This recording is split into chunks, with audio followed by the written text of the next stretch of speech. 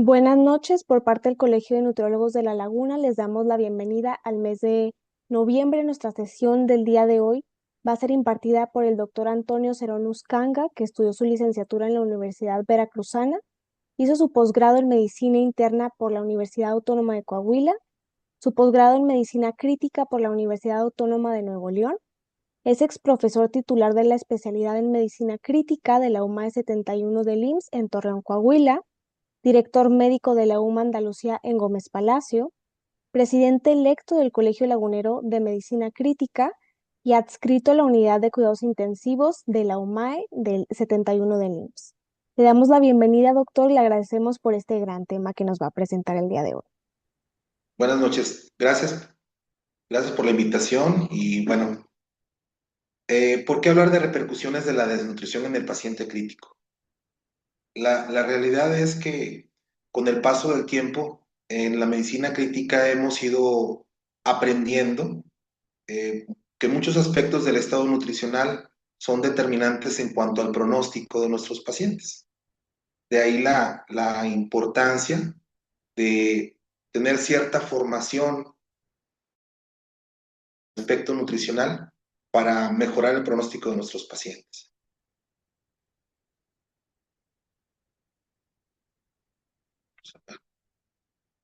Bien, bueno, ya le agradezco la presentación.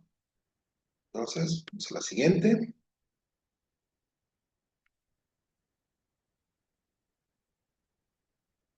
Muy bien. No tengo ningún conflicto de intereses, no estoy siendo patrocinado. Realmente el único interés que me mueve, pues es el participar, el tratar de compartir nuestro punto de vista como intensivistas y pues hacer notar la importancia de la participación de diferentes especialidades en la terapia intensiva. Hace mucho la terapia intensiva pues era vista como el escenario del intensivista y hoy sabemos que no. Hoy tenemos la visión de que es un equipo donde la participación de cada uno tiene un papel así fundamental por parte de nutrición, fisioterapia, enfermería. eh, Realmente son muchos los aspectos que son determinantes en el pronóstico de un paciente. Y bueno, las indicaciones de ingreso a terapia intensiva cada día son más, no únicamente por enfermedades que comprometen vida, sino también en la actualidad por algunas terapéuticas que requieren monitoreo invasivo o simplemente ante alguna cirugía, una cirugía mayor, también se requiere de cierto monitoreo y para ello, pues el escenario donde podemos tener más control de las variables fisiológicas o fisiopatológicas, pues es la terapia intensiva.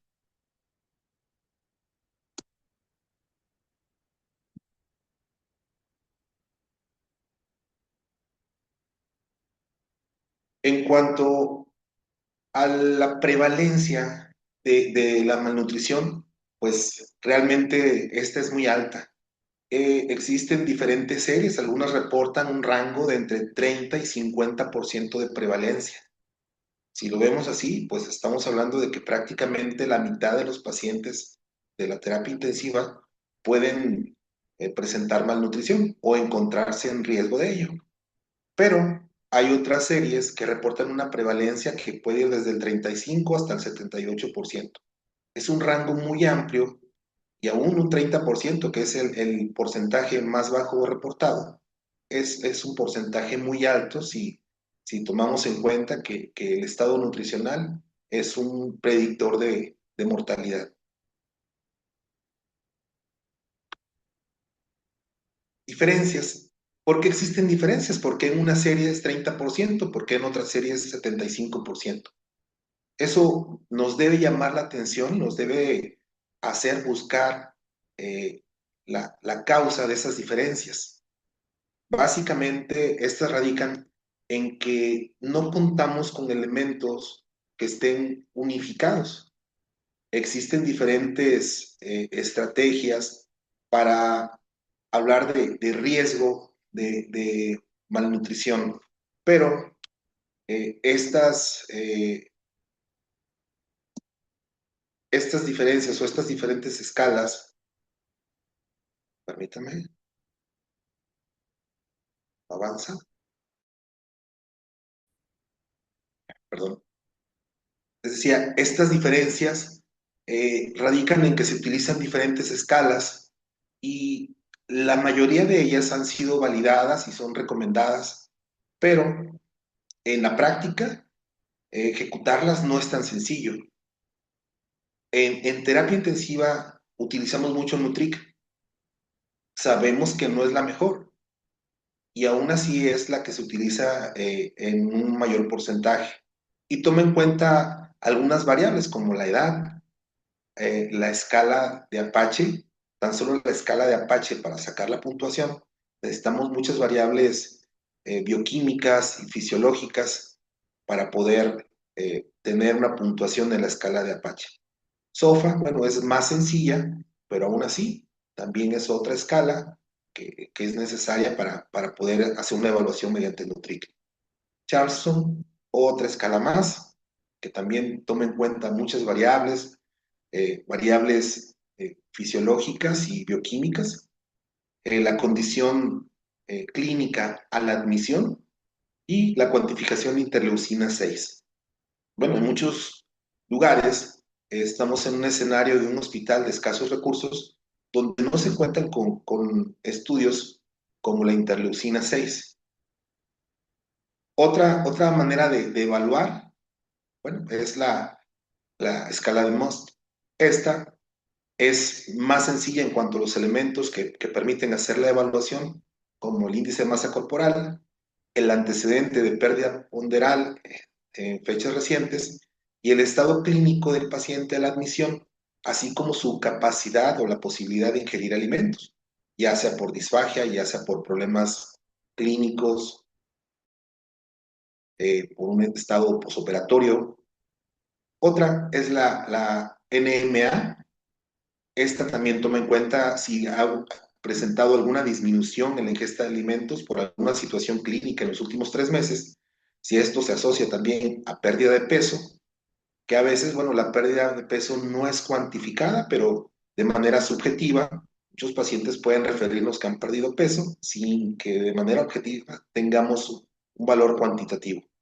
La movilidad, pues va de la mano. Si hay un deterioro de la condición clínica, empieza a haber disminución de la movilidad. Si también hay alguna enfermedad aguda o estrés psicológico que pueda repercutir en la capacidad de alimentarse, o bien algún problema neuropsicológico como tal. Nuestras intervenciones. Muchas veces las intervenciones son la causa de los trastornos alimenticios de nuestros pacientes. Hablamos de un estado de polifarmacia cuando a un paciente damos más de 4 fármacos. Indudablemente los pacientes de terapia intensiva son de 10 fármacos. Eso incrementa mucho las interacciones que existen entre los fármacos, así como los efectos adversos. Hablando de sedación, bueno, sedación, analgesia, bloqueo neuromuscular o uso de vasopresores, por poner algunos ejemplos, son intervenciones que pueden repercutir en la capacidad para ser alimentados de nuestros pacientes. En cuanto a la sedación, utilizamos diferentes medicamentos. Cuando buscamos un estado de sedación, bueno, ¿en qué escenario se busca? En pacientes que queremos mantener el cerebro en reposo, por ejemplo. Pacientes que tienen necesidad de ventilación mecánica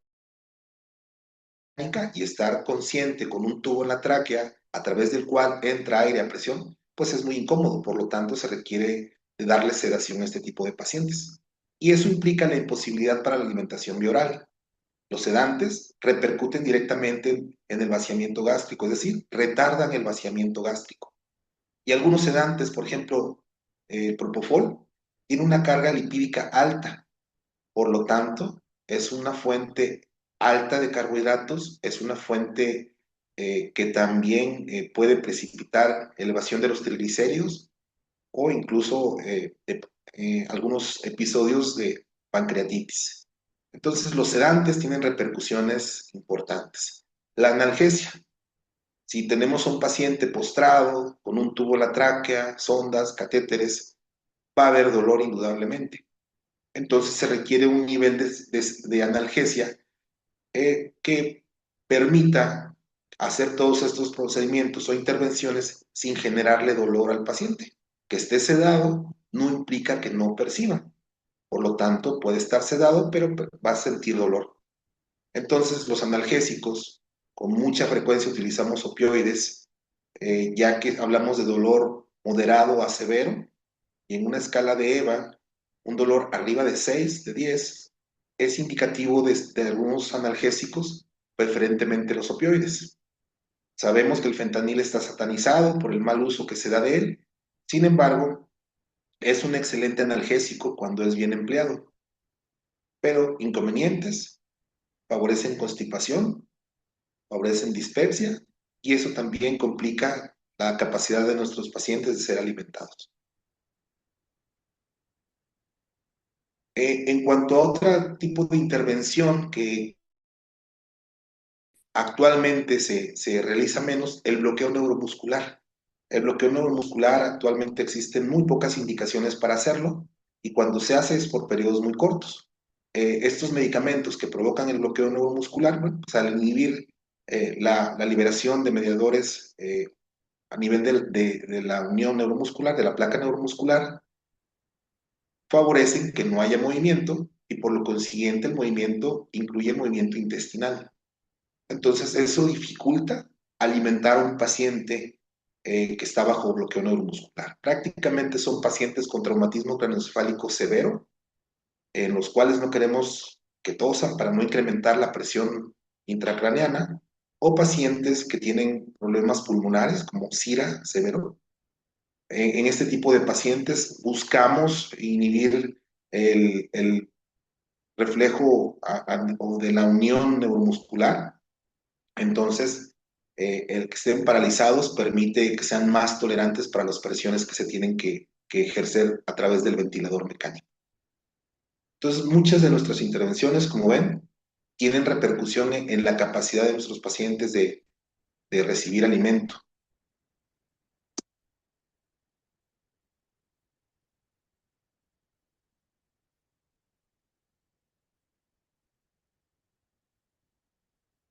Los vasopresores.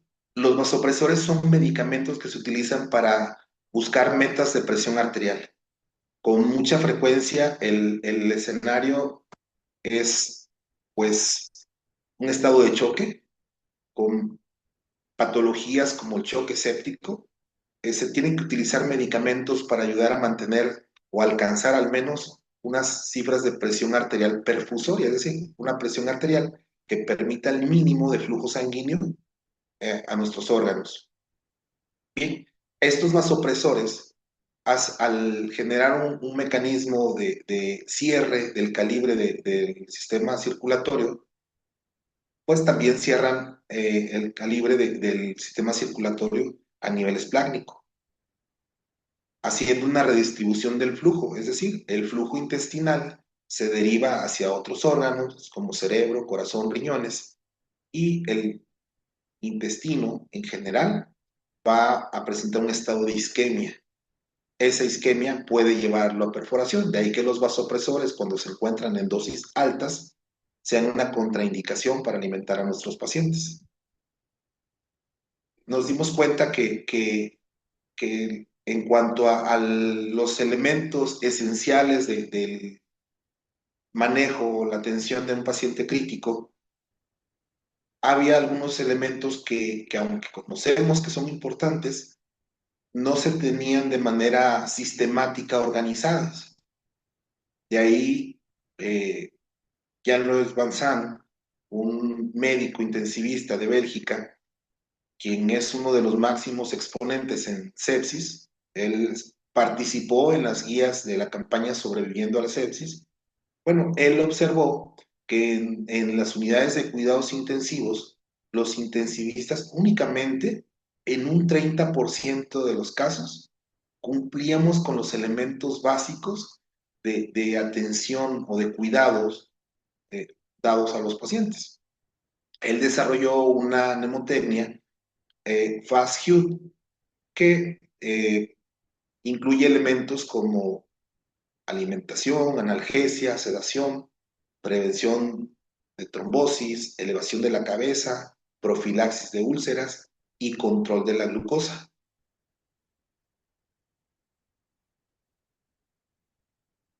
Observamos entonces que de estos elementos solamente un 30% se llevaban a cabo, y eso ensombrecía el pronóstico de los pacientes con sepsis, que fue el grupo nacional del estudio del doctor Manzano.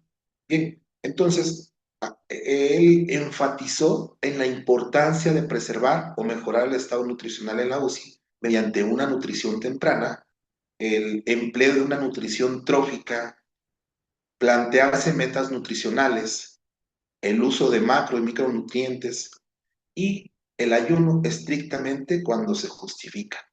¿Por qué? Bueno, sabemos que para una cirugía se solicita ayuno, es un requisito. Sin embargo, las guías actuales han hecho una modificación en cuanto a los tiempos de ayuno. Anteriormente se hablaba de un ayuno de 8 horas. Actualmente el ayuno no se requiere de más de 4 horas. Y tenemos estrategias como que en un paciente de cuidados intensivos, con mucha frecuencia va a tener una sonda orogástrica principalmente. Bueno, a través de ella podemos vaciar su estómago.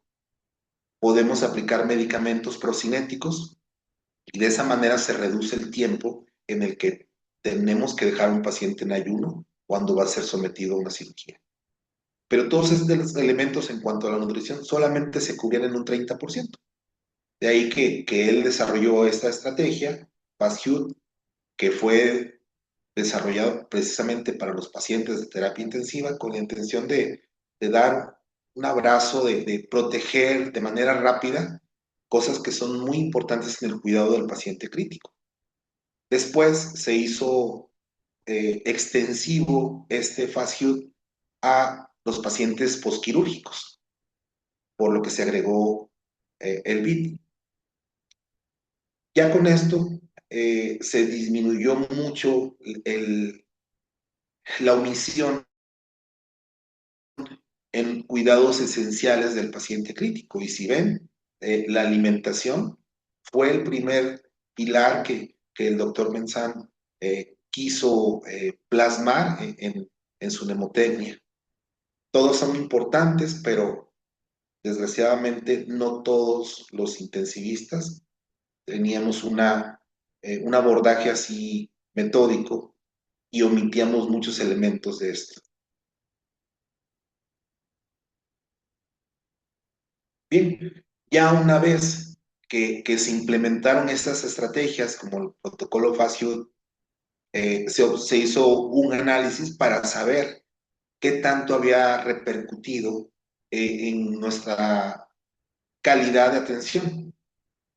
Y se observó que en cuanto a la alimentación, cuando nos planteamos ciertas preguntas, si el paciente podía comer por la boca, si sí o no, si dábamos una nutrición enteral y o se debía dar una nutrición parenteral en ciertos casos. Bueno, cuando se empleó esta metodología se vio que en un 97.6% de los casos se aportaba pues una nutrición adecuada a nuestros pacientes. Entonces sí hubo una repercusión en cuanto a la mejoría de este indicador de calidad de la atención.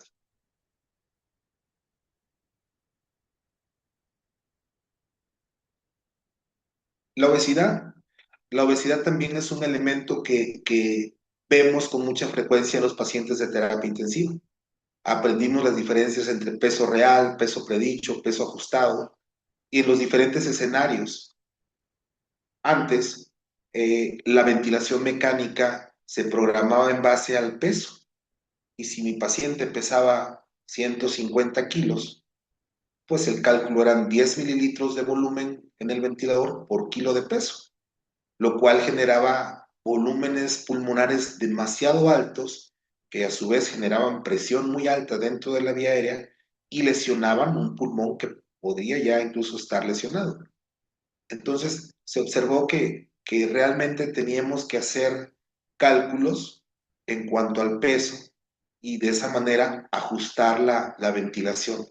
Actualmente ya no se utilizan volúmenes de 10 mililitros por kilo de peso, se utilizan 6 a 8 mililitros por kilo de peso predicho y la conducta más reciente es bajarlo a 4 mililitros por kilo y de esa manera protegemos, es decir, estamos haciendo lo que se llama ventilación protectora. Pero ahora con el conocimiento de,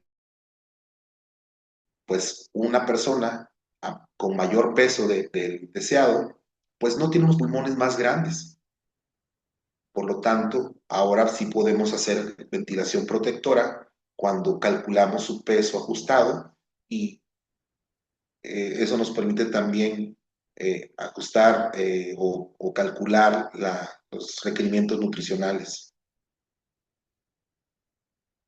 Entonces, pues sabemos que la obesidad ha evolucionado. Aquí tenemos algunos datos de las encuestas nacionales de salud, que pues por supuesto que ustedes conocen mejor, y son pues alarmantes, ¿verdad? Las cifras, ver cómo de manera progresiva se ha ido incrementando nuestra tasa de sobrepeso y obesidad, pero pues son pacientes que también están llegando más a terapia intensiva.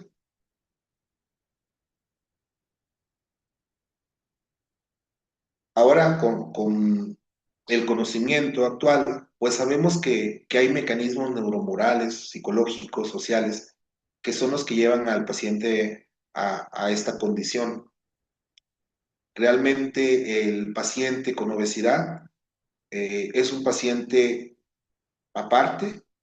Existen estrategias de ventilación diferentes, estrategias para nutrirlo de manera diferente, estrategias para prevenir la trombosis de manera diferente. Entonces, el entendimiento de la obesidad nos ha permitido mejorar el pronóstico de estos pacientes. Estos pacientes viven en un estado proinflamatorio. Las interleucinas 1, interleucina 6 y el factor de necrosis tumoral, cuando los medimos en población con obesidad, incluso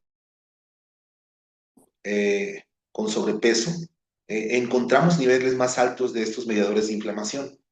¿Qué pasa cuando estos pacientes están en alguna patología, digamos sepsis? Se ha visto que estos pacientes, como viven en un estado proinflamatorio constante, ante un estímulo como una sepsis abdominal, una neumonía, son más tolerantes a los cambios de la respuesta inflamatoria. Existe un síndrome de respuesta inflamatoria, pero también existe un síndrome de respuesta inflamatoria. ¿Sí? El SIRS, que es el síndrome de respuesta inflamatoria, tiene su contraparte, que es el CARS. Entonces, cuando predomina el síndrome de respuesta inflamatoria, que el CARS no logra frenar la inflamación, bueno, entonces eso genera más eventos trombóticos, eso genera más acúmulo de líquido a nivel pulmonar, más destrucción de proteínas, más inflamación alveolar. Entonces, las personas en las cuales no hay una mediación adecuada de su respuesta inflamatoria tienen un pronóstico más sombrío. Pero las personas con obesidad, se ha visto que esta población, por vivir en inflamación de manera crónica, pueden ser más tolerantes y existen series donde se ve que realmente sí es un factor, no quiero decir protector, porque podría ser lo único en cuanto a lo que sirve, pero eh, realmente por todo lo demás, pues se nos dificulta mucho el manejo de estos pacientes, que pues en base a nuestras prevalencias, pues vemos con mucha frecuencia. Las guías. Hay artículos muy interesantes que dice, por ejemplo, uno que dice, cuando las guías no guían. Es cierto, las guías debemos tomarlas con mucha reserva siempre.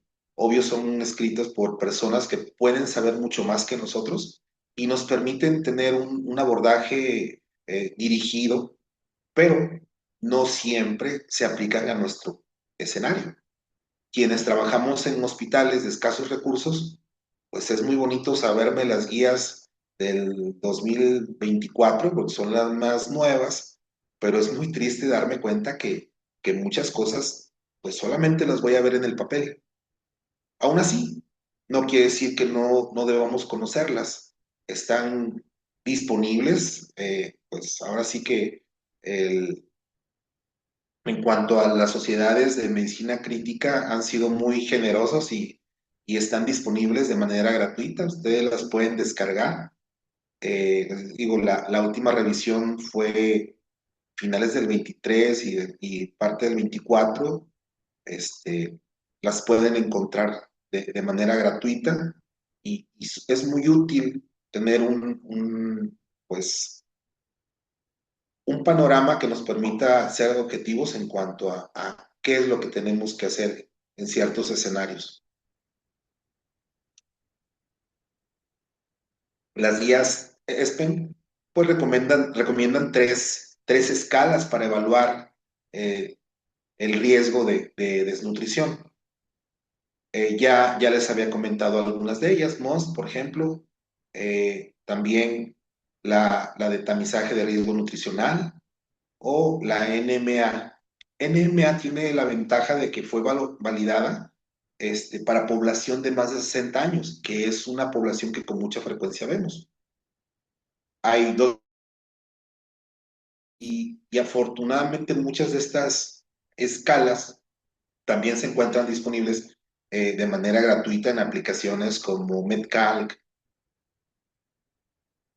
Entonces, hay algunas preguntas en cuanto a nutrición que nos debemos plantear siempre. ¿A quién voy a nutrir? A todos mis pacientes. No tengo alternativa. A todos los tengo que nutrir. ¿Cuándo los tengo que nutrir? Puede ser eso muy variable. Existen, de acuerdo a las guías, por ejemplo, de ESPEN, una secuencia que empezamos con una nutrición trófica, a lo mejor dando 10 calorías por kilo de peso ideal al día, y en los primeros 3 días vamos escalando de 10 a 15. Transcurridos 7 días debemos haber alcanzado al menos un 70% de nuestras metas de nutrición. No siempre es así. Como les dije, existen muchas variables y en muchos casos esto está condicionado por nuestras intervenciones. Ya les hablaba yo al principio de la sedación, la analgesia, el vasopresor, el bloqueo neuromuscular.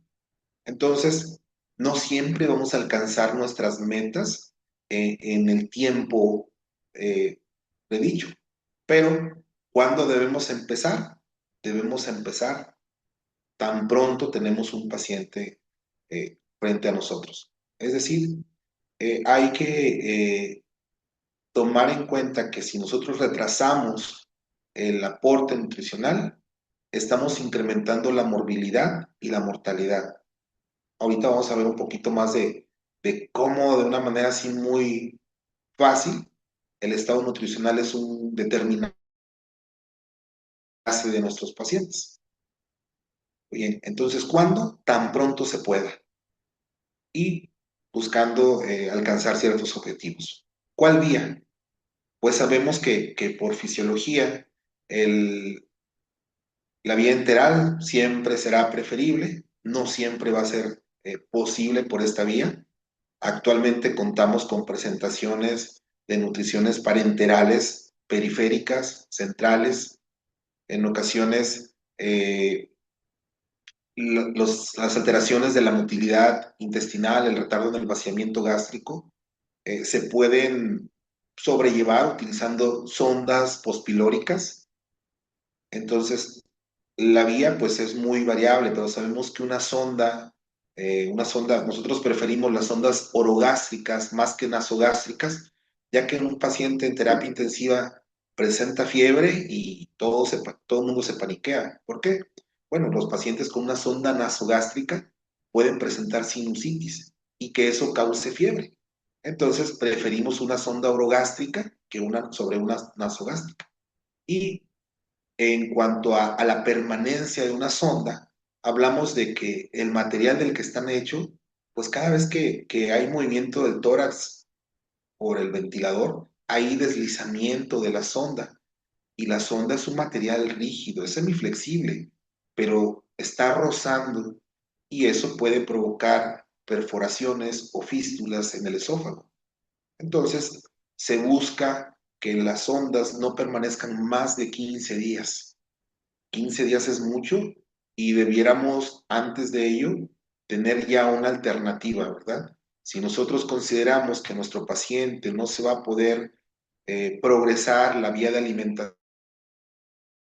antes de los 15 días, no esperamos hasta el límite de tiempo de los 15 días. Podríamos utilizar una sonda de gastrostomía de manera temprana para evitar las complicaciones asociadas a la presencia de una sonda oro o nasogástrica. Los objetivos, les decía yo, que esos están ya bien definidos en cuánto tiempo debemos alcanzar qué cantidad de calorías de acuerdo a los días de evolución. Habitualmente, durante la fase aguda, pues buscamos únicamente 10 a 15 calorías por kilo de peso. Los resultados, bueno, si estamos teniendo una intervención nutricional, tenemos que medir los resultados y nos encontramos ante otra situación que es muy difícil. ¿Por qué? Porque no tenemos calorimetría, así de simple. Pero existen muchas fórmulas. Sabemos que no son exactas, pero nos pueden permitir saber si estamos teniendo una intervención realmente útil en cuanto a mejorar el estado nutricional de nuestros pacientes. Y digo mejorar porque con mucha frecuencia nuestros pacientes llegan ya en un estado de malnutrición. Yo hice mi tesis de medicina interna basada en un índice de albúmina linfocitos y mi tesis tenía la finalidad de identificar aquellos pacientes que tendrían un peor pronóstico o una estancia prolongada. Y el índice albúmina linfocitos se correlaciona directamente al ingreso con el pronóstico en cuanto a la estancia y a la morbilidad de los pacientes. Entonces, si el paciente ya de inicio viene con un estado de malnutrición, indudablemente estamos ante un que difícilmente, si no lo nutrimos oportunamente, va a mejorar. Bien, por parte de la Sociedad Coreana de Terapia Antimicrobiológica, se hizo un trabajo. Igual, ellos desarrollaron una aplicación ya después de su trabajo. Esta es la aplicación, se llama PKPD. En este trabajo ellos publican en cuanto a antibióticos, en cuanto a antifúngicos, cuál es el comportamiento de estos y su importancia o su relación con las proteínas. Por ejemplo, aquí tenemos en esta diapositiva meropenem. Y meropenem es un antibiótico que usamos con mucha frecuencia por el espectro que tiene. Tiene una unión a proteínas de un 2%, lo cual me dice que si yo tengo un paciente malnutrido, su estado nutricional no va a ser un determinante en cuanto al efecto del meropenem. Pero habitualmente cuando llega un paciente, por poner un ejemplo, una sepsis abdominal, no solo utilizamos meropenem, podemos utilizar combinaciones de antibióticos, puesto que no tenemos identificado cuál es el germen que está condicionando la sepsis. Entonces, podemos utilizar otros antibióticos y si vemos la ceftriaxona, si utilizáramos ceftriaxona como primera elección, pues tendríamos un fármaco que tiene una dependencia muy, muy elevada de la cantidad de proteínas. ¿Por qué? Porque su unión a proteínas es de un 85 a un 95%. Entonces, ante un paciente con malnutrición, la ceftriaxona no va a ser un antibiótico efectivo. Nosotros utilizamos cultivos cuando han pasado ya 3, 4 días de que el paciente llegó a su ingreso, utilizamos antibióticos de manera empírica y no sabemos cuál es el germen causal de la sepsis, entonces tengo que utilizar un esquema doble o hasta triple. pero el inconveniente es que la capacidad o la unión a proteínas de los diferentes antibióticos es muy variable y puedo yo dar un antibiótico eh, que sea muy dependiente de la cantidad de proteínas. Cuando tenemos ya el cultivo, el cultivo nos da lo que se llama concentración mínima inhibitoria. Esto es la cantidad de antibiótico que en el medio de cultivo inhibió, como su nombre lo dice, el crecimiento de las bacterias. Y eso nos da una pues muy buena orientación sobre cuál es la mejor opción de antibiótico. En cuanto a la concentración mínima inhibitoria, obvio, buscamos una cantidad menor del antibiótico que sea capaz de inhibir el crecimiento en la caja de Petri. Pero la concentración mínima inhibitoria puede ser muy buena de la ceftriaxona, pero si yo no considero el aspecto nutricional y sus proteínas, aunque dé yo el fármaco de primera línea guiado por un cultivo, puedo estar yo incurriendo en dar un medicamento que no va a tener efecto en cuanto al control de la infección. Entonces, es muy importante la cantidad de proteínas o bien, en estos casos, tener conocimiento de que hay diferente unión a proteínas de los diferentes fármacos que utilizamos. Gluconazol, por ejemplo, se une un 11%. Y de ahí viene la vía de excreción, que es otro elemento también que a veces no consideramos. Gluconazol tiene una excreción urinaria. Si yo estoy ante un paciente con lesión renal que no, pues va a haber acumulación del fármaco. Caspofungina tiene una unión de un 97% de las proteínas, pero con eh, medicamentos como anfotericina ni siquiera sabemos cuánto es su capacidad de fijación a las proteínas. Hay medicamentos que utilizamos y se desconoce su unión a proteínas, su metabolismo o su excreción. Anfotericina es un caso de ellos. Por supuesto, si esta tuviera una fijación, un porcentaje alto de fijación, pues estaríamos dando un medicamento que no vamos a ver un efecto deseado y anfotericina es un fármaco que se utiliza en pacientes graves. Entonces, para los intensivistas es importante la nutrición. Definitivamente sí. Hemos aprendido eh, que es un pilar en la atención de nuestros pacientes. ¿Por qué? Porque si un paciente que yo tengo en ventilación mecánica 2 días, el tenerlo en ventilación mecánica favorece que el diafragma, que es nuestro principal músculo con el que respiramos, se adelgace.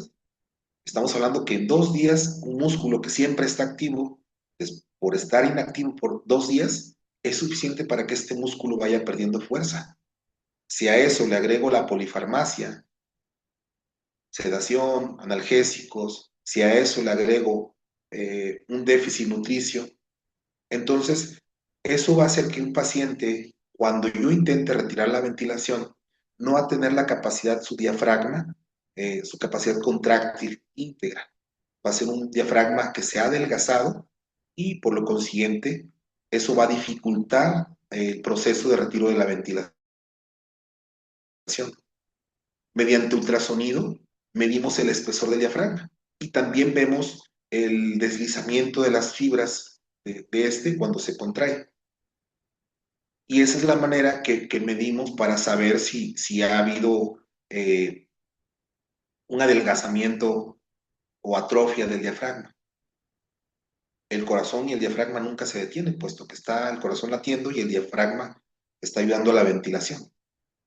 Entonces son músculos que se deben mantener activos, pero en el caso de la ventilación mecánica los dejamos en reposo y a veces demasiado tiempo. Y no solo eso, no les damos sus requerimientos nutricionales, por lo cual un estado nutricional deficiente es un factor de mal pronóstico en un paciente con ventilación. En base a todo esto, pues es importante considerar que en la terapia intensiva dejó de ser de los intensivistas hace mucho, es más, nunca lo fue, que necesitamos trabajo en equipo. Eh, Muchas veces creemos que sabemos de nutrición y cuando nos ponemos a leer sobre estos temas, nos damos cuenta de nuestro escaso conocimiento del tema y la necesidad que tenemos de la participación de especialistas como ustedes. Eh, no solamente en la atención de pacientes, también hay muchos campos de investigación en los cuales no incidimos. ¿Por qué? Porque tal vez no tenemos el acercamiento. Hay lugares donde en un pase de visita, en una terapia intensiva, pasa todo el equipo. No es algo privativo de los hijos. ¿Por qué? Porque cuando hay una participación así en equipo, se puede aportar y realmente se ha visto que eso es lo que modifica el pronóstico de los pacientes. El tener una visión unilateral, pues definitivamente no nos permite muchas veces, debido a nuestros sesgos, pues entender que hay algunos elementos que podemos no conocer o que podrían ser mejor simplemente si hubiera más participación de otros equipos, otros elementos del equipo. Para mí es pues muy agradable que me hayan invitado, tener este acercamiento con el Colegio de Nutriólogos de La Laguna. Y sinceramente no me gustaría que fuera la última vez. Lo platiqué con la doctora Hernández, quien ya tuvo una plática también con ustedes.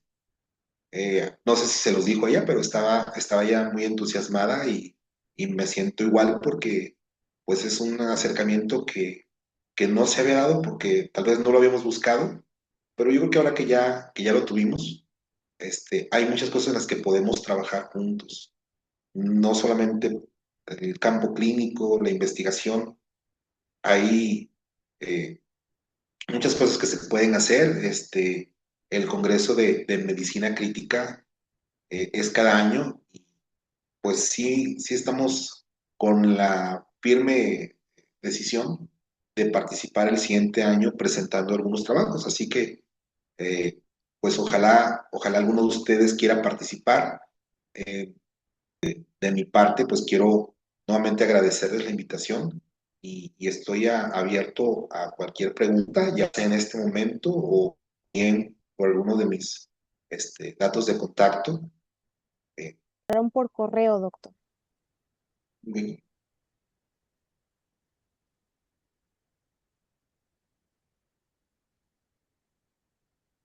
En cuanto a su experiencia, doctor, en nutrición enteral, ¿no ha habido como una diferencia muy grande entre nutrición artesanal o la nutrición, por ejemplo, comercial enteral?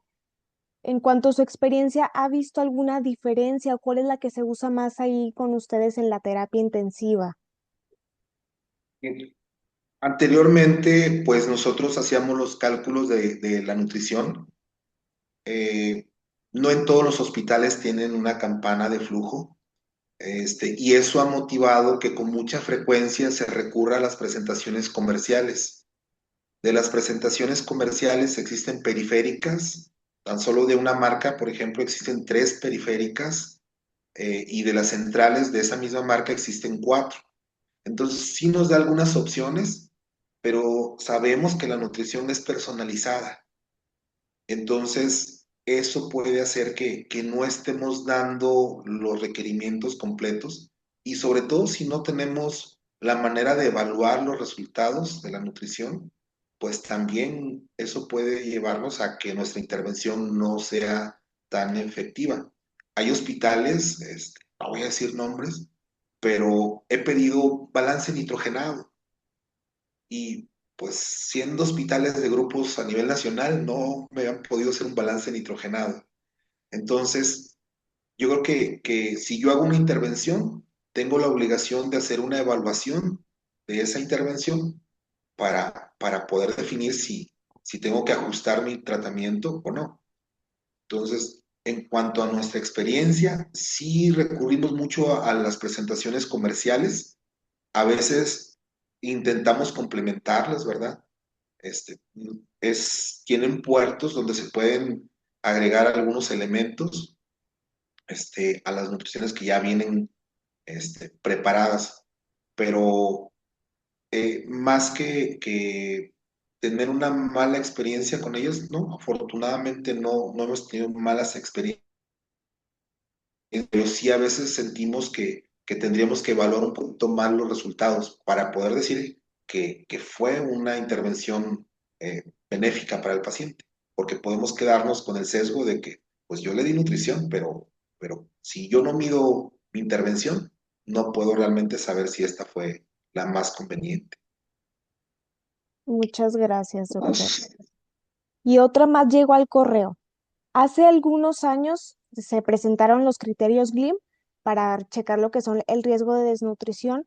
Actualmente en la terapia intensiva, ahorita que hablábamos como de algunos tamizajes, ¿ya se están empezando a usar o todavía no tenemos como ese seguimiento? Sí se utilizan y les comentaba que el Nutric es el que más Ujú. utilizamos, pero utilizamos una escala y no tenemos todos los elementos de esa escala. Por ejemplo, la interleucina 6. Eso hace que realmente no estemos haciendo una evaluación correcta. Claro, hay otras, ¿verdad? El MOST, por ejemplo, que es la NMA también. Y cuando nosotros utilizamos una escala, lo conveniente es complementarla con otra. Que por todas las escalas, índices tienen debilidades y tienen algunas ventajas. Si yo combino diferentes escalas, puedo tener una visión un poquito más objetiva del estado nutricional del paciente. Si solamente me guío por una y no tengo todos los elementos, por la interleucina 6, pues realmente no estoy midiéndolo bien. Por eso mi recomendación sería que utilizáramos dos o incluso tres escalas diferentes para poder tener un criterio más exacto.